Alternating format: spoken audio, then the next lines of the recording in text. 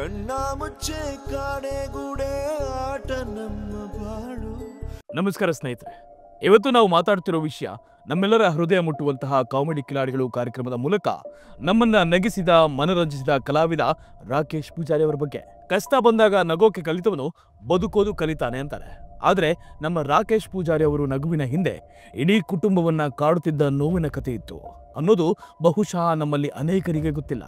ಅದರಲ್ಲೂ ತಮ್ಮ ಪ್ರೀತಿಯ ತಂಗಿ ಮದುವೆ ಕನಸನ್ನ ಕಣ್ಣಲ್ಲಿಟ್ಟುಕೊಂಡೇ ಹೊರಟು ಹೋದ ಆ ಅಗಲಿಕೆ ನಿಜಕ್ಕೂ ಮನಕಲಕುವಂತಿತ್ತು.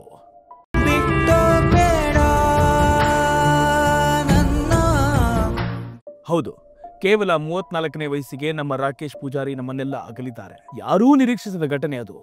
ಕಾರ್ಕಾಲದ ಒಂದು ಮೆಹಂದಿ ಕಾರ್ಯಕ್ರಮದಲ್ಲಿ ಸ್ನೇಹಿತರ ಜೊತೆ ನಗುತ್ತಾ ಮಾತನಾಡುತ್ತಿದ್ದಾಗಲೇ ಎದೆ ನೋವು ಕಾಣಿಸಿಕೊಂಡಿದೆ. ತಕ್ಷಣ ಆಸ್ಪತ್ರೆಗೆ ಸೇರಿಸಿದ್ರು ಕೂಡ ವೈದ್ಯರು ಅವರನ್ನ ಉಳಿಸ್ಕೊಳ್ಳೋಕೆ ಆಗ್ಲಿಲ್ಲ. ಅಲ್ಲಿಗೆ ಆ ನಗು ನಿಂತು ಹೋಯಿತು. ನೂರಾರು ಜನರನ್ನ ನಗಿಸ್ತಿದ್ದ ಆ ನಗು, ಅಸಂಖ್ಯಾತ ಅಭಿಮಾನಿಗಳ ಕಣ್ಮರೆಯಾಗಿದ್ದ ಆ ವ್ಯಕ್ತಿ ಇನ್ನು ಇಲ್ಲ ಅನ್ನೋ ಕಹಿ ಸತ್ಯವನ್ನ ಅರಗಿಸಿಕೊಳ್ಳೋದು ಕಷ್ಟ. ಅವರ ಬದುಕು, ಸಾಧನೆ, ಕಷ್ಟಗಳ ನಡುವೆಯೂ ನಗು ಮುಖದಿಂದ ಇರೋ ಗುಣ ಇವತ್ತು ನಮಗೆಲ್ಲ ಒಂದು ಪಾಠ ಬಿಡಿ. ರಾಕೇಶ್ ಅವರು ತಮ್ಮ ತಾಯಿ ಶಾಂಭವಿ ಮತ್ತು ಸಹೋದರಿ ರಕ್ಷಿತಾರನ್ನ ಅಗಲಿದ್ದಾರೆ.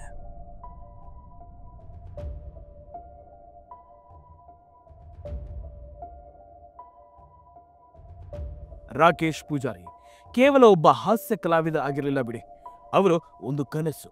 ಕಾಮಿಡಿ ಕಿಲಾಡಿಗಳು ಸೀಸನ್ 3 ವಿನ್ನರ್ ಆಗಿ ಹೊರಹೊಮ್ಮಿದ್ದಾಗ ಅವರ ಕಣ್ಣಲ್ಲಿದ್ದ ಖುಷಿ, ಸಾಧಿಸಿದ ತೃಪ್ತಿ ಇಡೀ ಕರ್ನಾಟಕವೇ ನೋಡಿತ್ತು ಬಿಡಿ. ಚಿಕ್ಕ ವಯಸ್ಸಿನಿಂದಲೇ ಕಷ್ಟಗಳನ್ನು ನೋಡಿ ಬೆಳೆದ ರಾಕೇಶ್ ಅವರಿಗೆ ಕಾಮಿಡಿ ಕಿಲಾಡಿಗಳು ಒಂದು ದೊಡ್ಡ ವೇದಿಕೆ ಆಗಿತ್ತು. ಅವರ ಪ್ರತಿಭೆ, ಅವರ ಹಾಸ್ಯ ಪ್ರಜ್ಞೆ ಆ ಕಾರ್ಯಕ್ರಮಕ್ಕೆ ಒಂದು ಪುಷ್ಟಿ ನೀಡಿತು.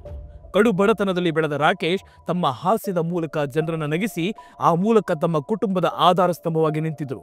ಅವರ ಕಷ್ಟಗಳನ್ನ ನಗುವಿನ ಮೂಲಕ ಮರೆಮಾಚಿ ಜನರಿಗೆ ಖುಷಿ ನೀಡುತ್ತಿದ್ದ ರೀತಿ ನಿಜಕ್ಕೂ ಅಸಾಮಾನ್ಯ.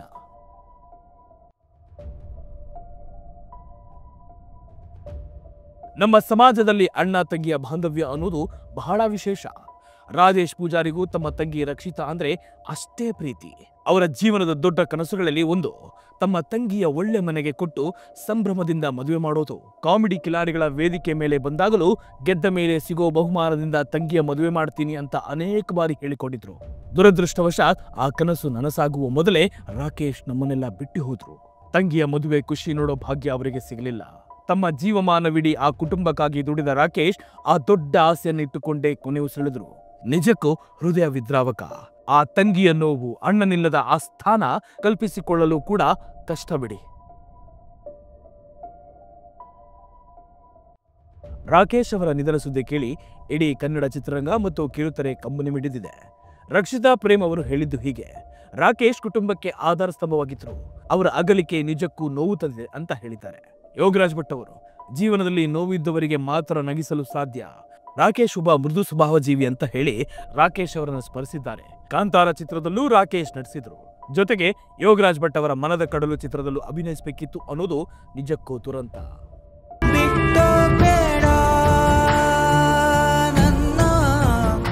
ಇನ್ನು ಕಾಮಿಡಿ ಕಿಲಾಡಿಗಳ ಅವರ ಸಹಸ್ಪರ್ಧಿಗಳು, ನಿರ್ದೇಶಕರು, ತಂಡದವರು ಎಲ್ಲರೂ ರಾಕೇಶ್ ಅವರನ್ನ ಕಳೆದುಕೊಂಡ ಮೌನಕ್ಕೆ ಶರಣಾಗ್ಬಿಟ್ಟಿದ್ರು. ಅವರ ನಗು, ಅವರ ಶಕ್ತಿ, ಅವರ ಬದುಕಿನ ಪಾಠ ಎಲ್ಲರಿಗೂ ಮಾದರಿ. ಅವರ ಮನೆಯ ಅಂತಿಮ ವಿಧಿವಿಧಾನಗಳ ಪೂರೈಸಿ ಸಮುದ್ರ ತೀರದ ಮೈದಾನದಲ್ಲಿ ಅಂತಿಮ ದರ್ಶನಕ್ಕೆ ವ್ಯವಸ್ಥೆ ಮಾಡಲಾಗಿತ್ತು. ಸಾವಿರಾರು ಅಭಿಮಾನಿಗಳು, ಸ್ನೇಹಿತರು, ಕುಟುಂಬ ಸದಸ್ಯರು ಬಂದು ಅಂತಿಮ ನಮನ ಸಲ್ಲಿಸಿದರು. ಸಂಜೆಯೂ ಕೂಡ ರುದ್ರಭೂಮಿಯಲ್ಲಿ ಅಗ್ನಿ ಸ್ಪರ್ಶ ಮಾಡುವ ಮೂಲಕ ರಾಕೇಶ್ ಅವರಿಗೆ ಅಂತಿಮ ವಿದಾಯ ಹೇಳಲಾಗಿತ್ತು. ಆ ಕ್ಷಣಗಳನ್ನು ನೋಡಿದಾಗ ಯಾರ ಕಣ್ಣಲ್ಲೂ ನೀರು ಬರದೇ ಇರಲಿಲ್ಲ. ರಾಕೇಶ್ ಅವರು ನಮ್ಮನ್ನ ಬಿಟ್ಟು ಹೋಗಿರ್ಬೋದು, ಆದರೆ ಅವರ ನಗು, ಅವರ ನೆನಪು, ಅವರ ಸಾಧನೆ ನಮಗೆಲ್ಲ ಸದಾ ಸ್ಫೂರ್ತಿಯಾಗಿ ಉಳಿದಿದೆ. ರಾಕೇಶ್ ಪೂಜಾರಿ, ನೀವು ನಮ್ಮನ್ನ ಬಿಟ್ಟು ಹೋದ್ರೂ ನಿಮ್ಮ ನಗು ಯಾವತ್ತಿಗೂ ಕೂಡ ನಮ್ಮ ಮನಸ್ಸಿನಲ್ಲಿ ಅಚ್ಚಿಯಲ್ಲದೆ ಉಳಿಯುತ್ತೆ. ನಮ್ಮನ್ನೆಲ್ಲ ನಗಿಸಿ ಕೊನೆಗೆ ನಮ್ಮ ಕಣ್ಣಲ್ಲಿ ನೀರು ತರಿಸಿದವರು ನೀವು. ನಿಮ್ಮ ಆತ್ಮಕ್ಕೆ ಶಾಂತಿ ಸಿಗಲಿ. ನಿಮ್ಮ ಕುಟುಂಬಕ್ಕೆ, ವಿಶೇಷವಾಗಿ ನಿಮ್ಮ ಪ್ರೀತಿಯ ತಂಗಿ ರಕ್ಷಿತಾಗೆ ಈ ದುಃಖವನ್ನು ಭರಿಸುವ ಶಕ್ತಿ ಸಿಗಲಿ ಅಂತ ನಾವೆಲ್ಲರೂ ದೇವರಲ್ಲಿ ಪ್ರಾರ್ಥಿಸೋಣ. ಈ ವಿಡಿಯೋ ನಿಮಗೆ ರಾಕೇಶ್ ಅವರ ನೆನಪು ಮತ್ತೊಮ್ಮೆ ತಂದಿದೆ ಅಂದ್ಕೊಂಡಿದ್ದೀವಿ. ದಯವಿಟ್ಟು ಈ ವಿಡಿಯೋ ಇಷ್ಟವಾಗಿದ್ದರೆ ಲೈಕ್ ಮಾಡಿ, ನಿಮ್ಮ ಅನಿಸಿಕೆಗಳನ್ನು ಕಮೆಂಟ್ ಮಾಡಿ, ನಮ್ಮ ಚಾನೆಲ್ನ ಸಬ್ಸ್ಕ್ರೈಬ್ ಮಾಡೋದನ್ನು ಮರಿಬೇಡಿ. ಧನ್ಯವಾದ.